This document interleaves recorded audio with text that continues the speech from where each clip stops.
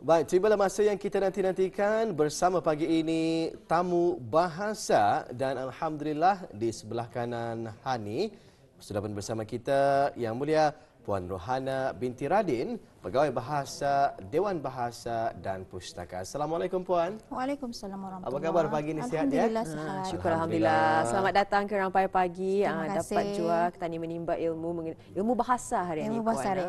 Mengenai dengan topik yang dibawakan hari ini adalah mengenai dengan ketidakaturan sistem pengejaan kata pinjaman era kini. Bagi yang memerlukan contoh ni, mungkin dapat dikongsikan apa sahaja kata pinjaman untuk tarikan sebenarnya. Sebelum kita ni bermula dengan soalan pertama, untuk tarikan kepada penonton-penonton kita ni, apakah tu kata pinjaman era masa kini ni? Alhamdulillah. Bismillahirrahmanirrahim. Assalamualaikum warahmatullahi wabarakatuh. Kata pinjaman era kini yang kita maksudkan adalah kita ni memberikan contoh dulu sebelum kita ni mengarah ke arah tarikan saja. Tarikan saja. Seperti saya bagi dua patah perkataan. Awesome, handsome. Awesome, handsome. Hari ini Rampai Pagi sangat awesome kerana ada wali yang handsome.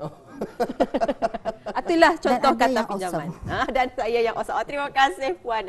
Dan Puan yang sangat amazing. Atau amazing bukan? Jangan. Bukan. Salah. Tapi akan kita ketahui dengan lebih lanjut, mungkin boleh ditanyakan apa yang ingin soalan pertama ya. Ya, sebelum kita ni mengetahui lebih lanjut lagi tentang perbincangan kita ni pada pagi ini Puan ya, iaitu ketidakaturan sistem pengejaan ya, kata pinjaman bahasa Melayu. Mungkin Puan dapat menerangkan terlebih dahulu ya, bagaimana bahasa Melayu itu berkembang ni Puan.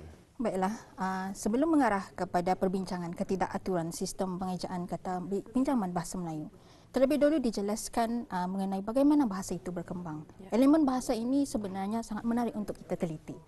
Kerana tanpa kita sedar, bahasa Melayu itu berkembang mengikut perkembangan zaman.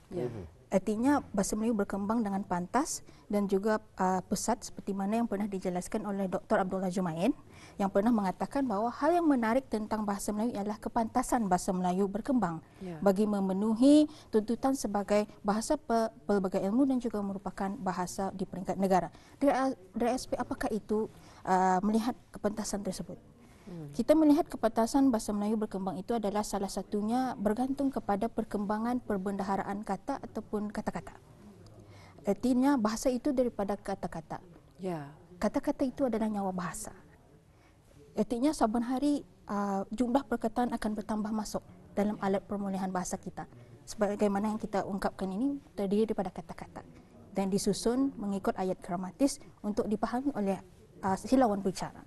Jadinya pemudahan kata ini merupakan bahagian yang paling tidak stabil. Ketidakstabilan itu bermaksud ada perkataan baru yang muncul dan ada perkataan yang baru dipinjam, ada perkataan yang juga mengalami peluasan makna dan juga ada juga perkataan yang telah hilang ataupun pupus. Faktor kehilangan itu adalah kita ini tidak lagi menggunakan bahasa tersebut dan tidak diwariskan kepada generasi penerus. Itu boleh dipanggil sebagai bahasa tua atau bahasa lama. Faktor yang lain kepada penambahan kata, ada beberapa faktor yang menyebabkan ia bertambah. Ada dua faktor. Antaranya ialah melalui pembentukan kata melalui proses, iaitu proses morfologi. Misalnya proses pengimbuhan. Misalnya perkataan makan akan menjadi diimbuhkan memakan, memakani. Kemudian yang memakankan, termakan, dimakankan. Kemudian proses pengandaan apabila kata dasar mengulangi kata dasar, proses mengulangi kata dasar. Misalnya pandai, sepandai-pandai, memandai-mandai. Itu proses pengandaan. Kemudian proses memajmukkan adalah dihasilkan melalui proses yang merangkaikan dua kata dasar. Misalnya rumah tangga. Kemudian kereta api, seruhan jaya. Itu dua kata dasar tapi dirungkaikan menjadi satu perkataan, menghasilkan satu makna yang baru. Okey. Kemudian proses singkatan, akronim. Misalnya cerpen, cerita pendek. Kugiran, kumpulan gitar rancak. Dan kemudian jentera tolak. Dan juga debunga atau debu bunga. Dan juga purata pukul rata. Ini adalah proses antara yang menambah kosakata dalam bahasa Melayu. Dan kemudian itu antaranya lah yang satu lagi yang menambah kosakata, yang membantu menambah kosakata dalam bahasa Melayu adalah kata pinjaman. Yang kita ni serap daripada kata bahasa asing. Dan kemudian inilah merupakan salah satu sumber penting bagi perkataan penambahan Bahasa Melayu di berkembang dalam ini. bahasa Melayu. Jadi telah Puan terangkan sebentar tadi, kata-kata itu adalah nyawa bahasa. Bahasa dan perkataan baru itu lahirnya daripada percakapan Ketani. Kalau sekiranya Ketani indah menggunakan, mungkin ia akan menjadi pupus. Dan salah satu sebab kenapa bahasa Melayu itu berkembang adalah di mana Ketani meminjam dari bahasa asing Betul. masuk ke dalam percakapan Ketani seharian. Betul. Menurut Puan sebentar tadi. Jadi bolehkah Puan jelaskan mengenai kata pinjaman bahasa Melayu yang dikatakan tersebut? Kata pinjaman dalam bahasa Melayu itu sendiri bukan saja terdiri daripada kata-kata asli, tetapi juga terdiri daripada kata-kata pinjaman. Tidak ada satu bahasa pun yang tidak meminjam perkataan daripada bahasa lain, termasuk juga bahasa Inggeris. Mereka pun, bahasa Inggeris pun meminjam dari perkataan lain, daripada perkataan bahasa asing. Kemudian kata pinjaman ini didefinisikan sebagai kata yang dipinjam daripada bahasa asing dan dijadikan seperti bahasa sendiri, sesuai dengan sistem kosakata itu sendiri. Sebagai contoh, kata pinjaman yang setelah diserap sebati dalam bahasa Melayu, manusia. Yang bahagian mana jadi pinjam tu? Dipinjam dari bahasa Sanskrit. Oh, manusia itu Manusia. sebenarnya bahasa Sanskrit. Dari ya? bahasa Sanskrit. Asalnya apa bunyinya? Manusia. Manusia. Astana, istana. Itu daripada bahasa Sanskrit. Kemudian daripada bahasa Arab atau Parsi. Misalnya Ahad al-Ahad kan, atau dari Arab. Askar, ashkar. Cadar, cadar. Itu daripada bahasa Arab. Cadar untuk katil atau cadar untuk katil itu maksudnya? Dakwah itu memang sudah sebati, tapi dari bahasa Arab kan, dakwah. Tadi serap menjadi bahasa Melayu, dakwah. Sudah sebati dengan percakapan Ketani seharian. Tanpa kita ni sendiri mungkin itu menjadi asli. Tapi sebenarnya adalah kata pinjaman. Itulah yang kita ni kadang dapat disedari kan. Betul, betul. Okay. Kemudian daripada bahasa Cina, cawan, teko, apek, encek, Ampau amoy, pun, ampau. pau. Kan daripada perkembangan sosial budaya dari bahasa Cina, bila berpengaruh ke negara ini dan akan diserap dalam bahasa Melayu. Wow, luar biasa sekali ya. Dan bagaimanakah kata bahasa daripada asing ini diserap ke dalam bahasa Melayu kemudian menjadi kata pinjaman. Bagaimana? Artinya sudah pasti kata-kata ini melalui proses standardisasi dengan mengikut prinsip pengejaan. Artinya menurut Nik Safiah Karim dan kawan-kawan, prinsip pengejaan itu bagi kata-kata pinjaman ialah pengekalan bentuk ejaan. Kata asing seboleh yang mungkin, terutama sekali perkataan yang baru saja diserapkan. Kata pinjaman yang diserap masuk ke dalam bahasa Melayu itu melalui penciptaan istilah, yakni pengejaannya berdasarkan dua kaedah. Kaedah pengekalan abjad ataupun perubahan abjad. Misalnya, ini yang kita ni pegang untuk melihat ketidakaturan sistem pengejaan kata pinjaman era kini. Misalnya pengekalan abjad. Perkataan unit, novel, protein, neutral dan stadium. Kalau dari bahasa Inggeris sama kan abjadnya, ejaannya sama. Unit masih unit arah kita ni, tapi cara bercakap bunyiannya lain sedikit. sebutannya. Kalau sebutan unit, kalau Inggris unit, kalau Melayu Unit. Jadinya pengekalan abjad, nampak kan dari sana. Kemudian perubahan abjad, kalau misalnya katalog. Kalau bahasa Inggeris C-A-T-A-L-O-G-U-E. Kalau Melayu K-A-T-A-L-O-G. Ada yang digugurkan, ada yang diubah. Kemudian misalnya karisma. C-H-A-R-I-S-M-A itu dari bahasa Inggeris. Bahasa Inggris. Kita ni ubah, diserap ke dalam bahasa Melayu menjadi karisma. Ada yang digugurkan, diubah abjadnya. Kemudian misalnya faktor. Faktor, factor. C jadi K. C jadi K. Itu perubahan abjad. Ini yang kita ni boleh melihat dari prinsip pengejaan ini. Tetapi pada masa kini, sesuatu pinjaman yang tidak dijangkakan. Maksudnya era kini terlalu pengguna bahasa terlalu kreatif dan bijaksana dalam menciptakan ejaan yang dipinjam dari bahasa asing, terutamanya bahasa Inggeris. Wow. Sebenarnya siapa yang bertanggungjawab ni Puan dalam menentukan ejaan-ejaan bahasa ataupun kata-kata pinjaman ini? Kalau dilihat kita ni mungkin memang akan melalui kalau menyerap sesuatu bahasa atau sesuatu kata, kita ni akan melalui proses standardisasi atau proses mengikut prinsip pengejaan. Tetapi pada masa ini pengguna bahasa terlalu kreatif dan bijaksana sehingga kan kita ni sukar untuk mengawal bagaimana bentuk ejaan itu Tetapi diterima oleh masyarakat. diterima oleh masyarakat. Sedangkan melihat dari media sosial ataupun penggunaannya di media sosial sehingga ia boleh tular penggunaannya.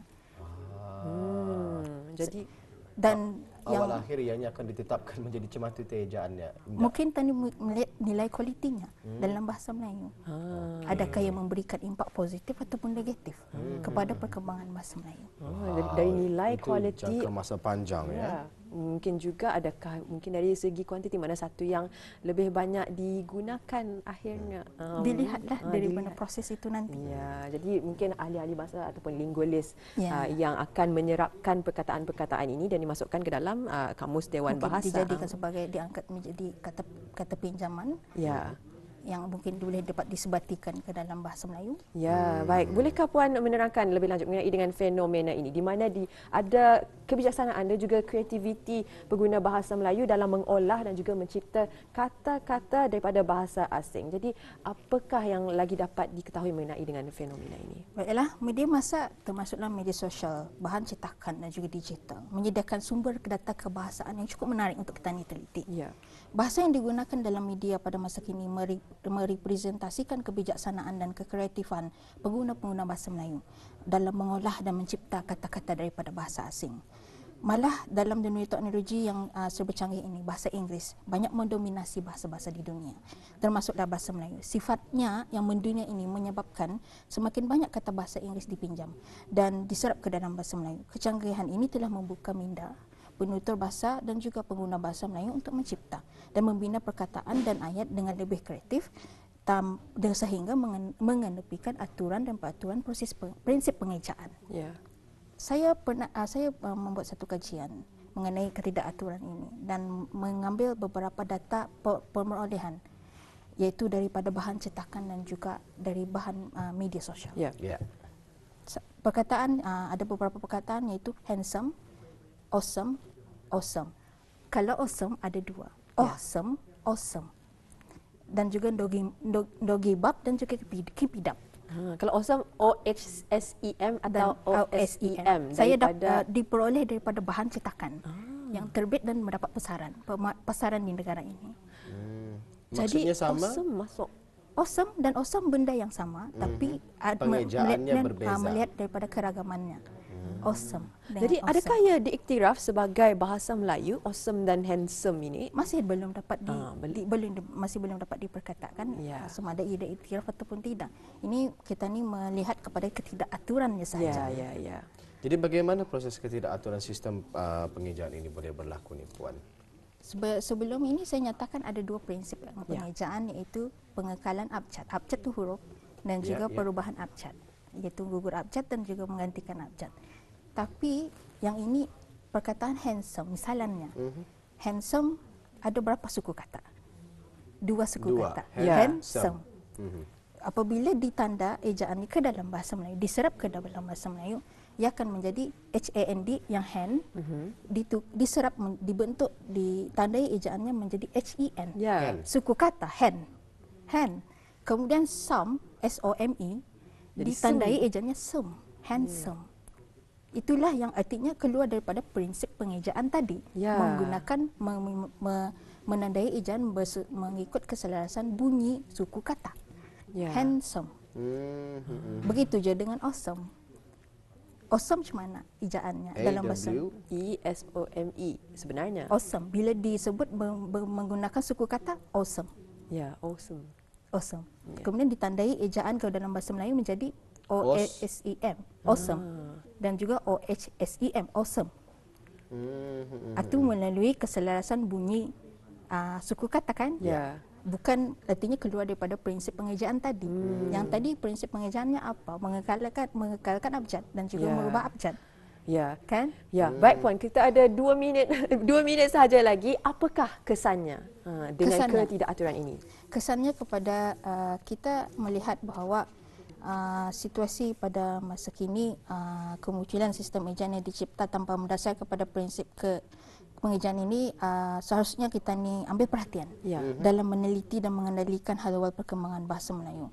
Kerana kita perlu tahu bahawa perkataan ini adakah akan memberi impak positif ataupun negatif terhadap perkembangan bahasa Melayu kini dan juga akan datang. Ya, jadi haruslah kita ni lebih peka dengan penggunaan bahasa kita ni seharian. Lebih-lebih lagi kalau sekiranya kita ni bertutur kepada anak-anak kita ni yang mengambil apa sahaja yang kita ni gunakan itu. Kalau boleh ianya adalah yang teliti dan yang tepat dengan penggunaan bahasa Betul Melayu sebagai bahasa rasmi. Apatah lagi seperti yang Puan kongsikan sebentar tadi ya, keluar di majalah ya ataupun mana-mana terbitan Bahan penggunaan cetakan. bahasa Ya. pinjaman sebegini ya. Baik, ribuan terima kasih kita ucapkan buat Puan Rohana binti Radin, Sama-sama. Pegawai Bahasa Dewan Bahasa dan Pustaka di atas perkongsiannya pada pagi ini untuk tamu bahasa kita. InsyaAllah ada kesempatan kita akan bersama lagi di lain waktu dengan perbincangan yang lain pula Puan ya. Assalamualaikum. Waalaikumsalam warahmatullahi